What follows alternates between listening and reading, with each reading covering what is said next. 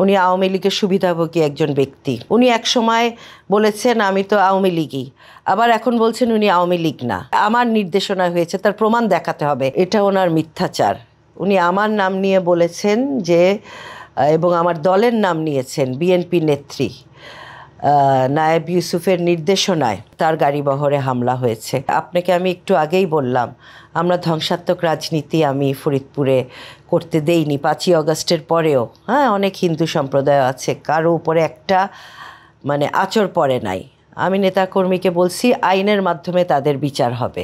কাউকে তোমরা আঘাত করো না বা কাউকে তোমরা জুলুম অত্যাচার করো না, কারো বাড়ি ঘর। আমি তো আপনাকে বললামই। তো সেখানে সে বলল যে তার গাড়ির উপরে আমার নেতাকর্মী হামলা করে, আমার নির্দেশনায় হামলা হয়েছে। এটি একটি পুরাপুরি একটা মিথ্যাচার। এটা তো আমি করিনি। যেটা আমি করিনি আমার উপরে মিথ্যা আরোপ করার পরে সে এটা, তার প্রতিটি কথাই আমার কাছে মনে হয় মিথ্যাচার। উনি তো আওয়ামী লীগ করেছেন, তার চ্যানেল, তার মিডিয়া আওয়ামী লীগের সময় তার এফবিসিসিআর চেয়ারম্যান হয়েছেন, এটা শেখ হাসিনাই দিয়েছেন ওনাকে।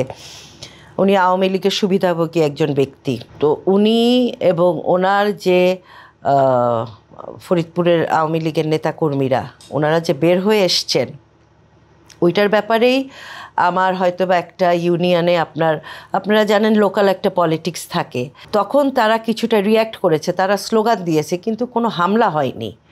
উনি এটা পুরোপুরি মিথ্যাচার করছেন। এবং উনি এক সময় বলেছেন আমি তো আওয়ামী লীগই, আবার এখন বলছেন উনি আওয়ামী লীগ না। তো ওনার পুরাটাই যে মিথ্যাচার, এটাই তো প্রমাণ করে। উনি এক এক সময় এক এক কথা বলেন, এখন আওয়ামী লীগ না, সে এখন স্বতন্ত্র। ওনার প্রতিটা কথাই এটা বিশ্বাসযোগ্য না। আর আমি যেখানে আপনাকে একটু আগেই বললাম, আমি একটা বলছি যে মানুষের গায়ে যেন টোকা না লাগে, তোমরা এইভাবে রাজনীতি করবা, সেখানে আমি তার গাড়ির উপরে হামলা, সে প্রমাণ দেখাক যে আমার নির্দেশনা হয়েছে, তার প্রমাণ দেখাতে হবে।